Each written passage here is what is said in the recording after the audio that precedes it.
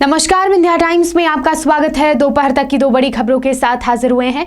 पहली खबर की बात करते हैं। मध्य प्रदेश में अब कलेक्टर की अनुमति के बाद ही फिल्मों की शूटिंग की जाएगी। वेब सीरीज आश्रम 3 के फिल्मांकन के दौरान भोपाल में हुए विवाद को देखते हुए अब शिवराज सरकार शूटिंग से पहले सरकार की अनुमति लेनी होगी।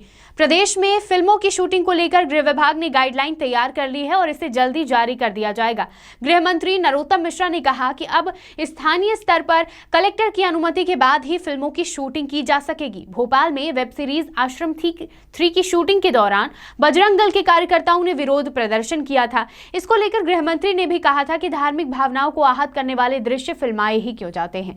उन्होंने आश्रम नाम पर भी आपत्ति जताते हुए इस पर विचार करने की बात कही थी। नरोत्तम मिश्रा ने कहा कि इस गाइडलाइन के तहत पहले फिल्म की स्टोरी को प्रशासन को देकर अनुमति लेनी होगी। अगर फिल्म में कोई आपत्तिजनक दृश्य है या फिर किसी धर्म को आहत करने वाला सीन है तो उसे हटाने के बाद ही फिल्मांकन की अनुमति दी जाएगी। यानी अब सेंसर बोर्ड को जाने से पहले यह फिल्म मध्य प्रदेश के प्रशासन के पास होकर गुजरेगी और अगर कोई आपत्ति नहीं हुई तो मध्य प्रदेश में फिल्मों की शूटिंग की जा सकेगी। बढ़ते हैं दोपहर तक की दूसरी खबर की ओर।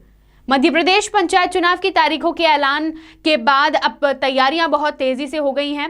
पंचायत चुनाव 3 चरणों में कराया जाएगा, जिसमें से पहले चरण में 85 विकास खंडों की ग्राम पंचायतों में मतदान कराया जाएगा। मतदान सुबह 7 बजे से शुरू होकर शाम 3 बजे तक जारी रहेगा। पहले चरण में जिन 85 विकास खंडों की ग्राम पंचायतों में चुनाव होगा उसमें भोपाल जिले के फंदा, बैरसिया विकास खंड, राजगढ़ जिले के ब्यावरा राजगढ़ विकास खंड, रायसेन जिले की सांची, सिलवानी विकास खंड, सीहोर जिले के सीहोर विकास खंड, विदिशा जिले के बसौदा विदिशा विकास खंड में मतदान होगा। और भी जो अलग अलग विकास खंड हैं 85 विकास खंड, वहां पर मतदान होगा पहले चरण में। तो पंचायत चुनाव की तैयारियां और तेजी से शुरू कर दी गई हैं। निर्वाचन आयोग पहले ही तैयारी कर चुका था और तारीख के ऐलान के बाद अब तमाम चीजों की जो तमाम प्रक्रिया है वो बड़ी तेजी से शुरू हो गई है। आज की दो बड़ी खबरें। तमाम खबरों के लिए देखते रहिए विंध्या टाइम्स। बहुत बहुत धन्यवाद।